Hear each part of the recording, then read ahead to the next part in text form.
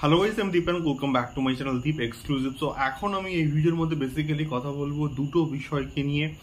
তো প্রথমে তো আমি অবশ্যই আসবো অক্ষয় কুমারকে নিয়ে, এবং তার আজকের জন্মদিনে কিন্তু তার আপকামিং একটা ছবি ভূত বাংলার অফিসিয়াল মোশন পোস্টার কিন্তু ড্রপ করা হয়েছে সকালের দিকে। সো কেমন হলো এইটা? তো অক্ষয় কুমার এবং প্রিয়দর্শন প্রায় 14 ইয়ার্স, প্রায় 14 বছর পর কিন্তু আবার একবার একটা ছবিতে কিন্তু কাজ করতে চলেছে। এবং এই পার্টিকুলার যে অ্যানাউন্সমেন্টটা আসবে এটা কিন্তু আমরা জানতাম, মানে প্রায় 90% কিন্তু কনফার্ম ছিল যে এটা সম্ভবত আজকে আসতে পারে, এবং এটা কিন্তু আজকে ড্রপ করা হয়েছে। তো এখানে আমরা শিওর অক্ষয় কুমার এখন মানে খুবই খারাপ ফেজ দিয়ে কিন্তু যাচ্ছে, এবং তার কোনো ছবি সেই লেভেলে কিন্তু বক্স অফিস কালেকশন করতে পারছে না।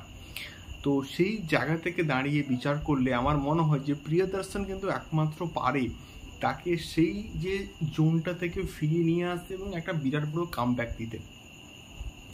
তো এখানে আমরা দেখতে পাচ্ছি অক্ষয় কুমারের ওপর একটা বিড়াল আছে, কালো কালো বিড়াল, এবং হাতের মধ্যে দুধ রাখা হয়েছে, এবং তার ওই জিভ দিয়ে যে চাটছে, এবং তার টাইটা কিন্তু একদিকে উড়ছে। তো এই বিষয়টা কিন্তু বেশ ইন্টারেস্টিং আমার লাগলো, এবং তার সঙ্গে সঙ্গে ব্যাকগ্রাউন্ডে ওই একটা ভয়ঙ্কর বাড়ি, এবং টাইটেলটাও কিন্তু খুব বেশ ইন্টারেস্টিং এখানে রাখা হয়েছে, ভূত বাংলো। তো অক্ষয় কুমারের ওই রকম একটা লাস্টি লুক এবং তার সঙ্গে সঙ্গে ওই রকম একটা এক্সপ্রেশনস দেখতে কিন্তু বেশ ব্যাপক লাগছে।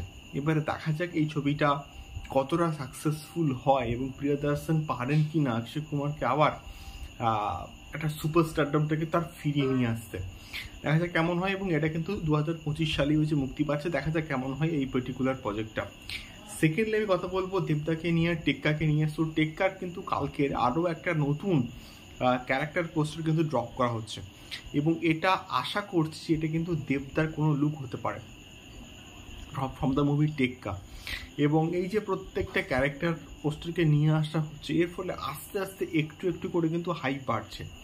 প্রথমে রুক্মিণী মৈত্রীর পোস্টার, এবং তারপরে স্বস্তিকা মুখার্জির পোস্টার, এবং তারপরে কালকে আশা করছি যে এটা সম্ভবত দেবদার কোনো পোস্টার হলেও হতে পারে, দেবদার লুক হলেও কিন্তু হতে পারে।